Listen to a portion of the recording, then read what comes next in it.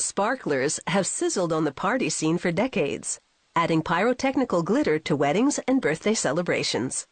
They evolved from more traditional fireworks and are the only kind that the consumer can handle when lit. Lighting one definitely means excitement is in the air.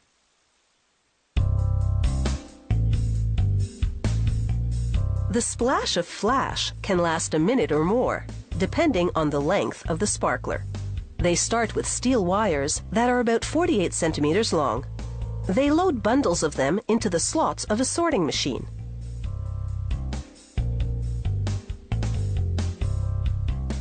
The machine vibrates, and the wires fall in single file into smaller openings.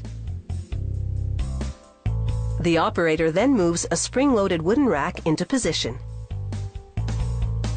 It opens like the bellows of an accordion.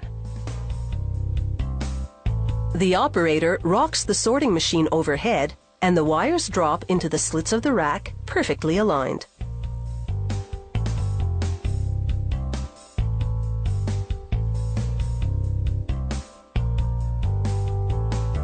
After 300 sparkler wires have fallen into position, the operator pulls a handle to close the rack. Now clamped in the accordion-style rack, the wires are ready to move on to the next station. Wires for parade sparklers are much longer, 91 centimeters in fact, which means they're heavier than ordinary sparklers. The operator loads each of these wires manually into a rack that's larger and sturdier than the last one. This system of loading is a lot more time-consuming, but parade sparklers are worth the extra trouble because they'll have a longer burn time, up to 4 minutes.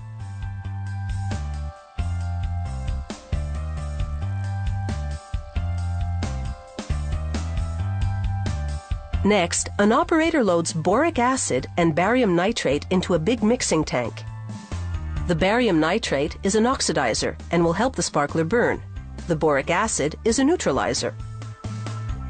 He adds water and mixes in cornstarch. It will bind all the ingredients together. Next, he pours in some very fine iron filings. These bits of iron will give the sparklers their gold color. The operator then suits up in protective gear and closes the door. He's the only one allowed inside to load the sparkler's most volatile ingredient, aluminum powder. Once mixed into the wet slurry, the powder is virtually harmless, and they don't need to take as many safety precautions. Chain conveyors now move the rack of sparkler wires into position. An elevator lifts up the tank of the sparkler slurry to dip the wires in it. The next rack of wires then moves forward for dipping. 286 racks of wires move through this dipping station every hour and 45 minutes. They go through a second dipping station for one more coating.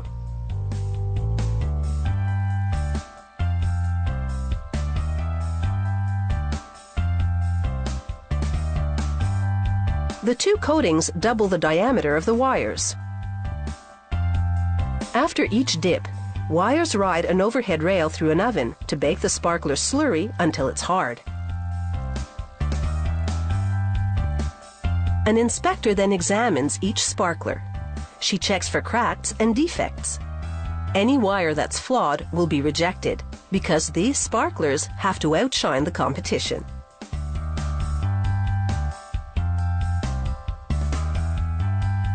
It takes her about 3 minutes to examine the 300 sparklers on a rack.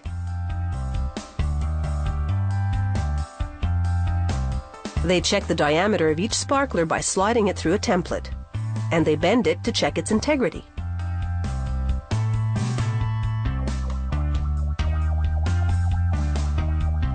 The sparklers have been stored for a week prior to packaging to allow them to cure. And now, they're ready for a party, and they're sure to be the center of attention.